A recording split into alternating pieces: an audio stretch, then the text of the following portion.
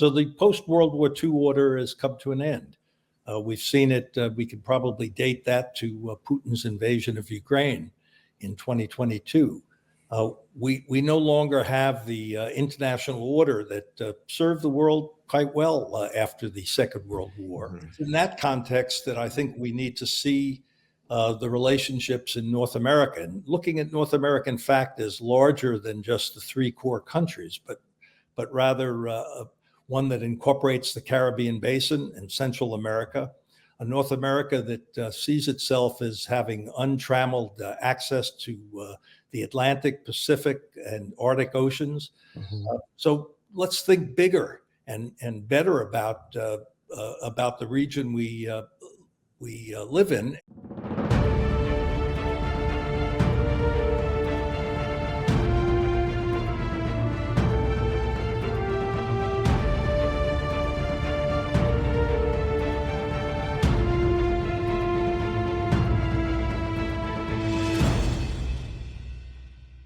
Good day. I'm Alex Dalziel, Senior Fellow and National Security Project Lead at the Macdonald-Laurier Institute.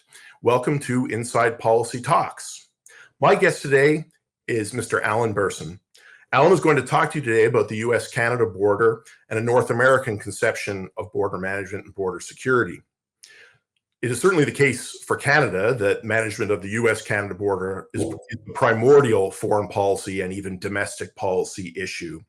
And over my last few conversations on this podcast, talking about organized crime, talking about money laundering, even talking about energy security, the importance of the Canada-US relationship for our mutual security and prosperity has been apparent.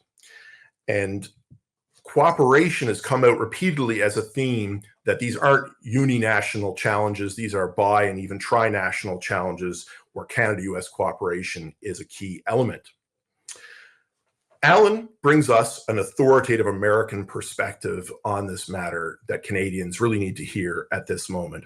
Alan is eminently qualified for this conversation, having held senior positions in the Department of Homeland Security at the level of Assistant Secretary. He's been head of Customs and Border Protection, one of the main U.S. agencies on customs and immigration issues, handling all the ports of entry and in between with the U.S. Border Patrol. For security and management of the border. He's worked with Interpol internationally, and he's held positions at the state level, including on files like education, which speaks to the theme we've been raising, that why this is enforcement is a key element to these questions of security. The responses don't end there. He's worked on both sides of the aisle under the Republican governorship of Arnold Schwarzenegger in California and under the Obama administration. And since leaving government, he's remained very involved with public policy and learning and informing the public of these issues, both at the Wilson Center and Harvard University's Belfer Center. Alan, welcome. Good morning, Alex. It's good to be here, and I appreciate Macdonald-Laurier setting up this opportunity. It's our pleasure. Thank you so much. So I thought we'd start with a basic conceptual issue. When most Canadians and Americans think of the border, you know, if they're thinking in the US case of the northern border, in Canada of the US-Canada border, we're largely thinking of the 49th parallel, this line that separates to the two countries. Does that understanding cut it anymore? Well, in part, traditionally borders have been seen as locations for national defense, and throughout most of history, the line, the boundary, has been the key dimension. But in the world we live in today, it's important to see borders as flows as much as lines. There's virtually nothing that happens at the US-Canadian border that doesn't today have a cause or effect that's generated abroad. So we need to think in terms of lines and flows rather than just boundary lines, which has been the traditional conception. Flows and transnational, those have been important themes that we've been picking up in a lot of our discussions with experts in the last few weeks. So we're going to unpack a little bit here. You know, the border is multidimensional. It's mostly opportunity. It's mostly linking communities. It's mostly facilitating trade, but it has an underbelly. And I'd like to unpack a little bit with you how you understand those threats. What are the illicit flows, as you describe them, that are, look to exploit the good side, the aims to facilitate trade and contact amongst our peoples? What are is the threat picture as you see it at this time? Yeah, we have the threat picture that existed back into the 1950s in terms of ICBMs, intercontinental ballistic missiles from the Soviet Union that threatened both Canada and the United States. More recently, we've seen the problems of terrorism, the continuing problems over decades of illicit drugs, now complicated by fentanyl. And we also have transnational issues with migration, particularly today, in which so many people are on the move because it's facilitated by technology and by the interconnectedness of the digital world. So it's an issue that won't go away. And in fact, today we see more and more the trade issues, the movement and flows of goods, people, capital, and the like, back and forth across borders, all of which have their benefits, but carry with them, as you say, the underside of globalization. Right. Well, maybe just to speak a little bit more first about fentanyl and then about terrorism, because when you look at statistics from the Customs and Border Protection Agency, from the Canada Border Services Agency, you see that fentanyl has basically totally replaced heroin in terms of seizure data. And this is a major shift in North American drug markets. But you also see that the fentanyl seizure stats are relatively low in numbers compared to cocaine, which remains very large, and certainly compared to marijuana, which I think some people would find surprising, given that they're in many jurisdictions it's now not illegal. Now, of course, seizure data has to be handled carefully. It's only ever a portion of what's actually going on, and some things are bulky, some things are not, some things are used illicitly in large amounts, some in relatively smaller. But nonetheless, I'd be curious to ask you a little bit on the particular challenge that fentanyl presents, both as the precursors and the finished product and the distribution. We're dealing with a new phenomenon that's now continues to kill 100,000 Americans a year.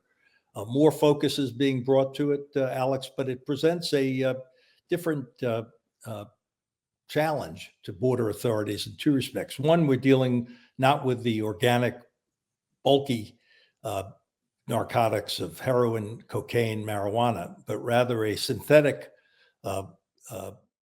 poison, and one that actually is being delivered in different ways, largely through the mails, not across the border, both north to south, but also primarily south from Mexico into the United States. But we're seeing a supply chain that's almost entirely different from the organic drug challenges we faced in the past. And the difficulties of detection haven't been focused on as they were in the cocaine, heroin, methamphetamine context. But there is more concentration on it, certainly from the US policy standpoint. And it involves much more, again, this idea of flows of illicit networks, which parallel those of lawful trade and travel, of being able to detect the shipments of precursor chemicals back and forth, largely between Asia and North America, and then the production facilities that exist in all three countries now, primarily in Mexico, but also in Canada and the United States. And the movement of this contraband, not only cross-border in the usual conveyances, but also in the mail. So we see particularly with the implementation of the de minimis customs requirements several years ago, we're seeing 4 million packages almost every day coming into the United States. And this, many of them, unfortunately, contain fentanyl. This requires that we reinvent border management and include mail depots, for example, as ports of entry with the same kind of data, non-intrusive inspection equipment that we've put up at the physical land borders. Great. Those are great points about the changes going on. So you mentioned networks there, and I think that's extremely relevant. We've raised it in previous podcasts here that, in fact, the networks are to some degree what you have to dismantle. The commodities are, how they're making their money, but they don't move themselves. On the terrorism question, here at MLI, we've been writing a bit about a resurgence of the issue around violent jihadism.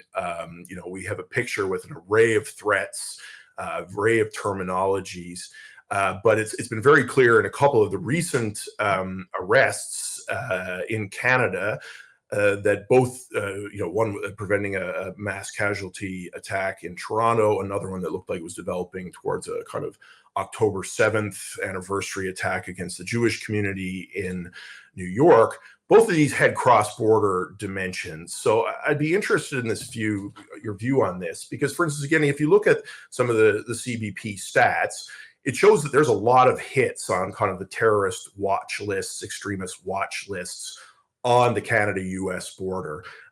In fact, up to somewhere close, I think 480 something last year, on the same pace for this year, far in excess of what the US experiences on its border with Mexico. Can you put that in context for us and what exactly that means? The last generation of border management, the architecture of border security, was shaped by counterterrorist requirements in the aftermath of 9/11.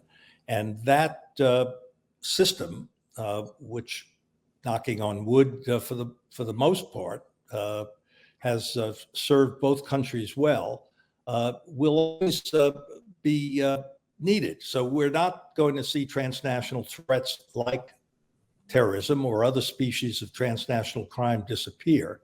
But in fact, this is not the sole cornerstone of the border mission today. It's also joined by the other needs we talked about, confronting mass migration, confronting trade in a splintered regionalized world. So yes, we can never put aside the terrorist concern, and we need to continue to strengthen the collaboration between Canadian and US authorities on counterterrorist measures. But there's a wider agenda now, and one that requires equal attention to building an infrastructure and a series of collaborative efforts that can successfully counter them. And we're not there yet. Right. Yeah, I like what you say about considering the terrorism as part of a transnational threat, as a criminal activity. I think that changes the lens and thinking about systems that can deal with the myriad threats, because we don't have this luxury of picking one threat and saying that's what we concentrate on. Certainly now with the rise of espionage and state-backed threats, I think that's a great perspective. You mentioned in there trade, and I think that's, we've talked about some of the negative things, but there's, an amazing trade relationship between Canada and the United States, between Canada, the United States, and Mexico.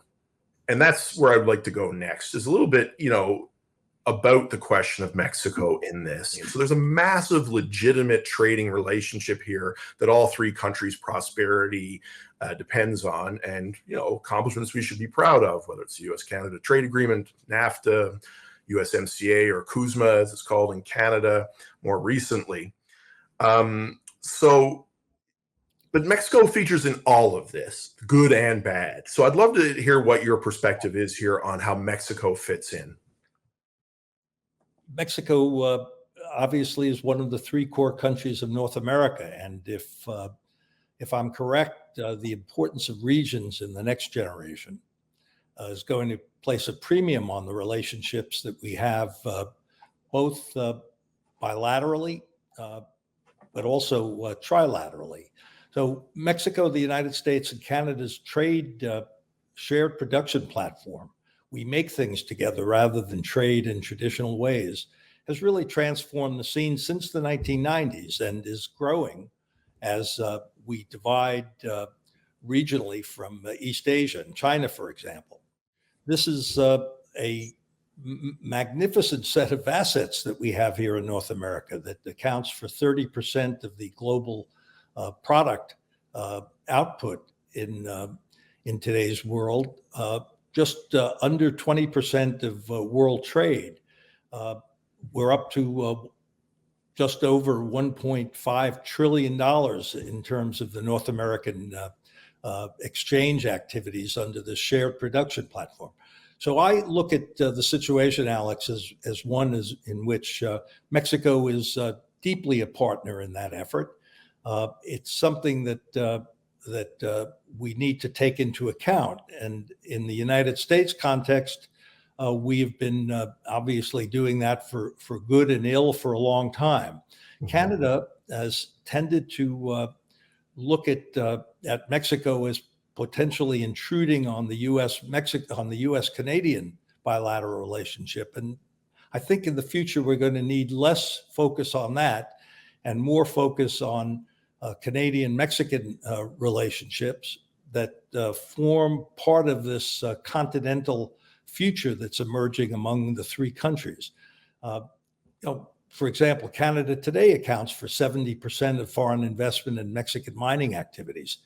That's a huge, often ignored fact.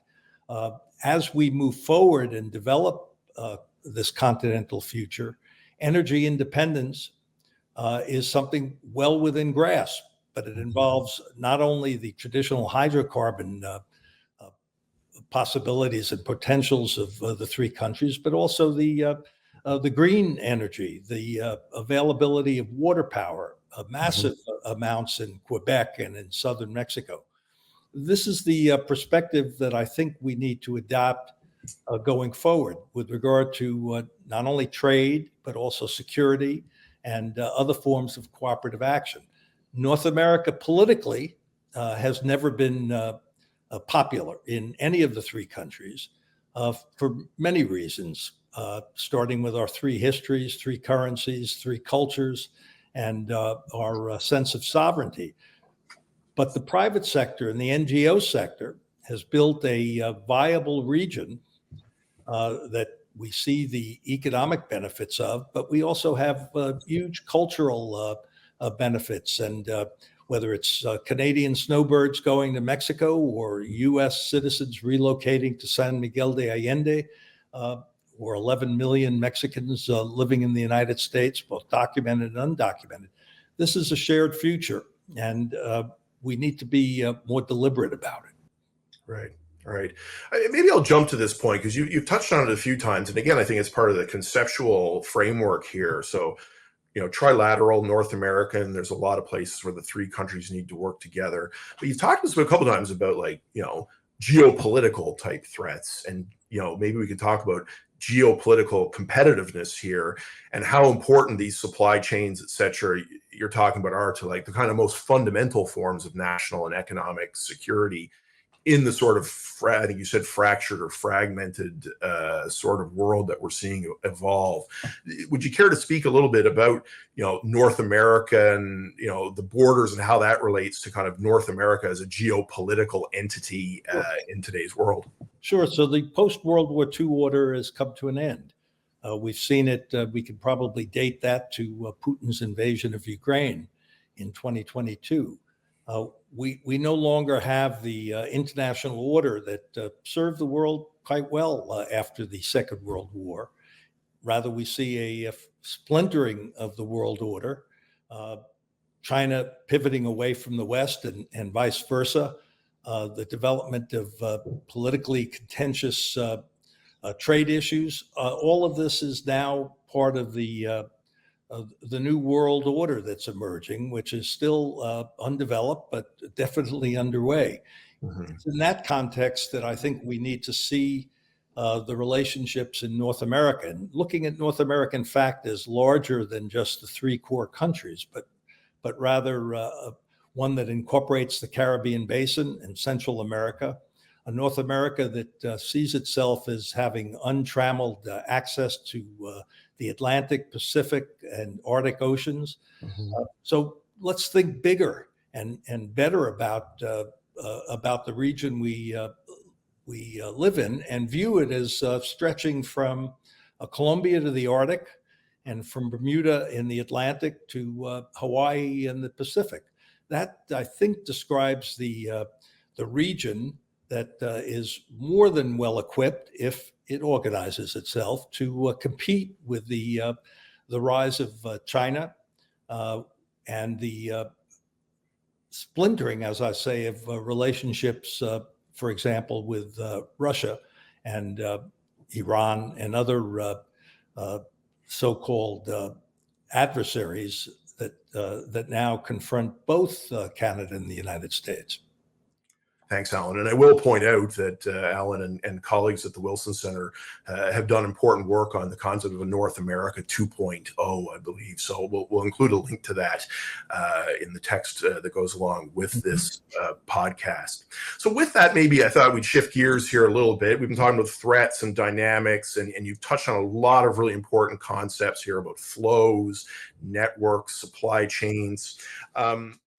Yeah, Alex, before we go there, let me just add a specific example of this. One of the results of this splintering. This is the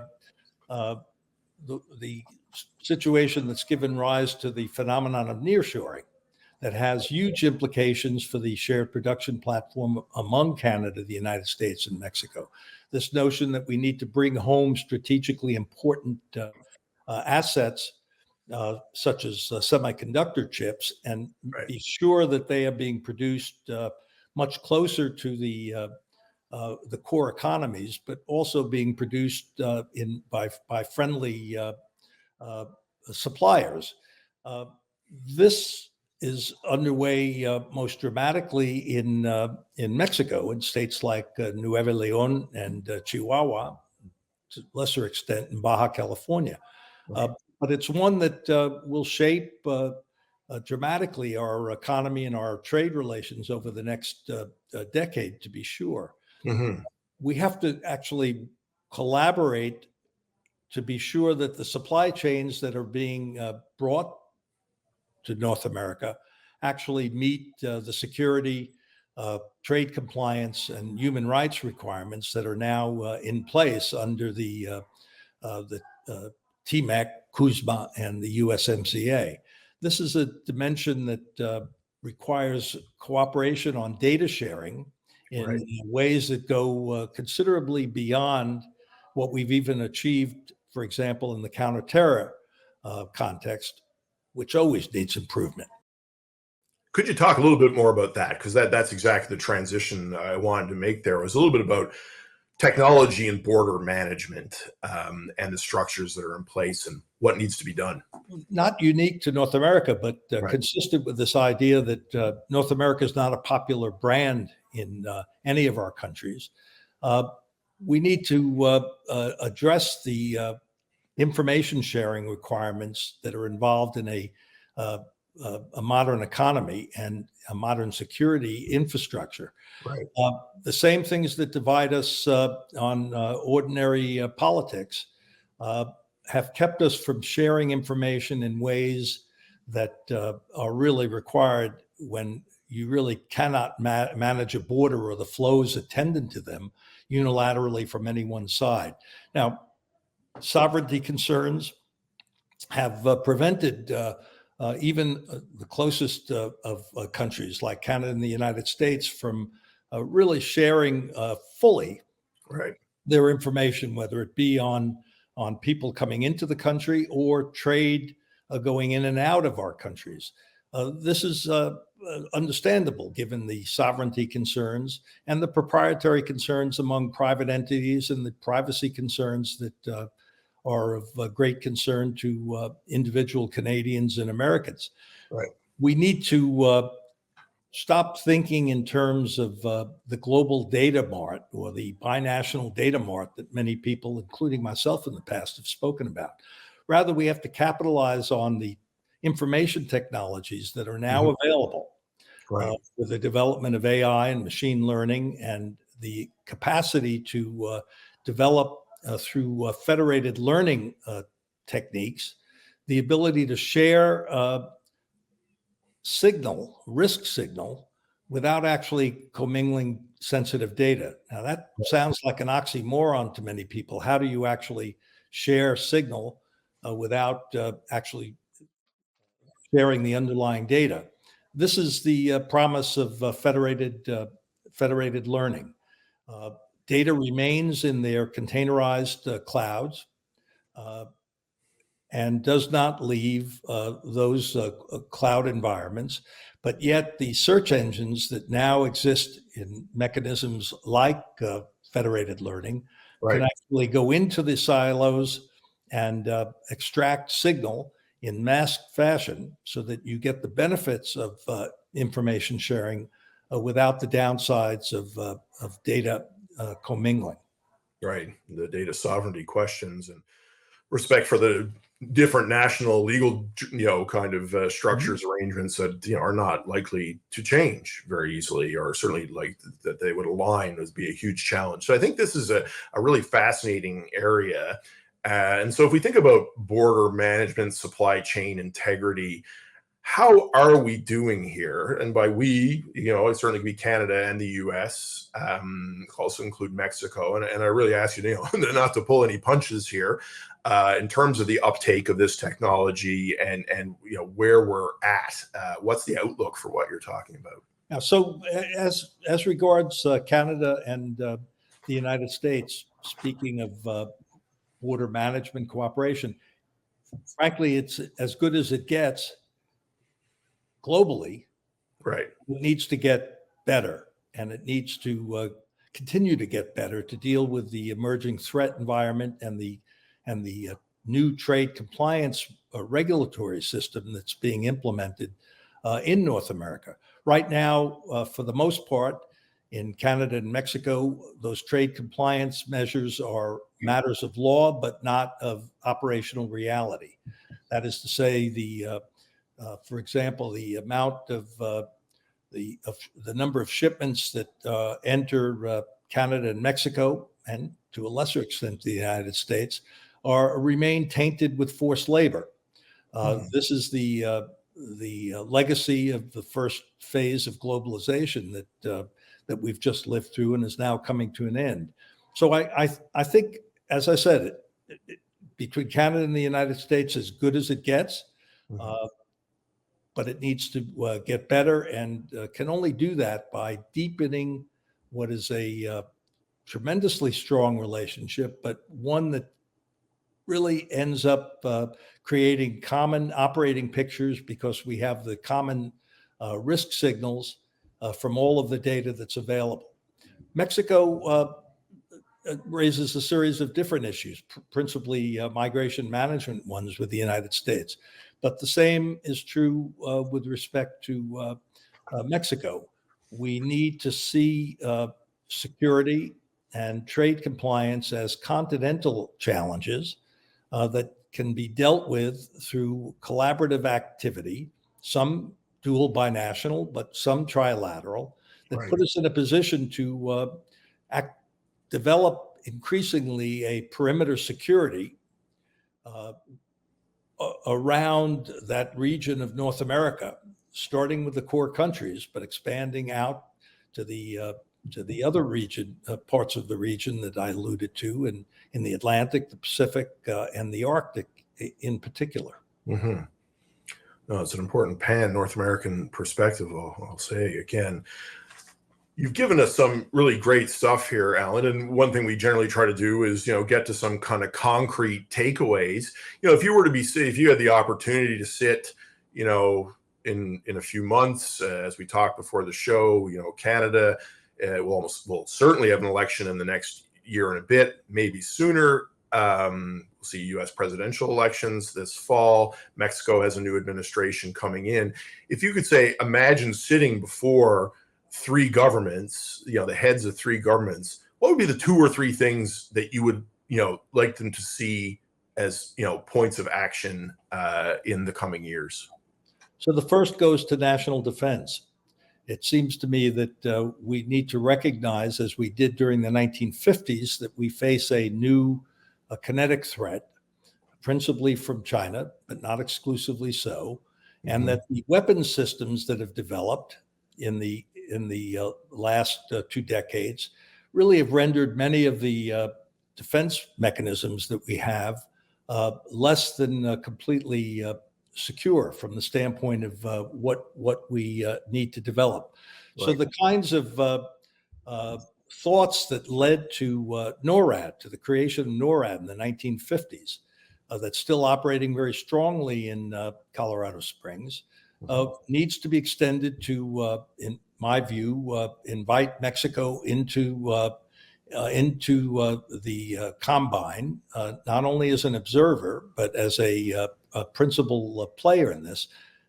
We need to recognize, again, because we're dealing with nothing that happens at our border doesn't have a cause or effect generated abroad, that the efforts to strengthen NATO are a critical dimension, requiring greater defense expenditures on the Canadian side and on the Mexican side, in addition to the maintenance of a strong U.S. defense capacity. These are, so national defense comes first, both at the border, where I think we need to think about creating something like a NORAD border. This idea that while cooperation between CBSA and CBP, for example, is a unique one in the world, there's still a lot of missed opportunities. Cooperation is not institutionalized in a day-by-day basis in the way that I think it should be. We need to look both to external and internal borders to strengthen that. The second thing I would say is we need to be more deliberate. So the North America that we've seen emerge since the 1990s really has been done almost in spite of government. It's been built by the business community, creating the shared production platform, and by non-governmental organizations creating links among the three societies. Right. We need to be more deliberate about it, as I indicated before, and that requires an institutionalization. You know, so far we've been able to muddle through. I mean, the United States and Canada are the closest of allies, but we tend to take each other for granted, absent a crisis. That is not a satisfactory state of affairs, in my view, and we need to create the kinds of institutions that operate when there's a crisis and that operate on periodic meetings, but we need to have a continuing institutional presence of the North American concept and idea.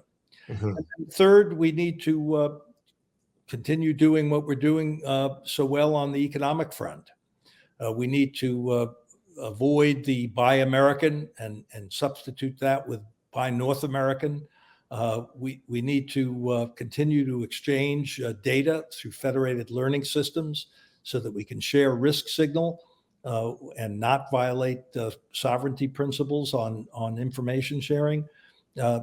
That's a critical dimension in my mind. So in short, national defense, strengthening our trade, and moving toward a more institutionalized North America, recognizing that we don't want trilateral governments. Right. We don't need them. Unlike the European Union, this has been built from the bottom up by business communities and by people. We're not looking for shared sovereignty, but we are looking for improved coordination and cooperation. How do we continue to build trust to make sure that our law enforcement and our economic sectors can work with each other with as limited overhead or reflection as just get to it? Alan, this has been great, and I really appreciate it, and I hope we can do it again, because I think we've just kind of scratched the surface here on a bunch of ideas, initiatives, and perspectives that are very important for Canadians and Americans and Mexicans, even for that matter, to think about this shared continent that we have, and the fact our prosperity and security are so intertwined. Again, a big thanks from the Macdonald-Laurier Institute and Inside Policy Talks for joining us today. To viewers and listeners, thanks for tuning in. There'll be more such stuff in the weeks to come. Certainly as we approach the U.S. presidential elections, we'll be looking at talking about other border issues and other perspectives on managing this dynamic relationship and making sure the focus can be on trade and prosperity, and that the security is taken care of. We'll also be addressing some of the other national security issues that are on our minds in the weeks to come when it comes to organized crime, terrorism, and money laundering. So see you again soon on Inside Policy Talks.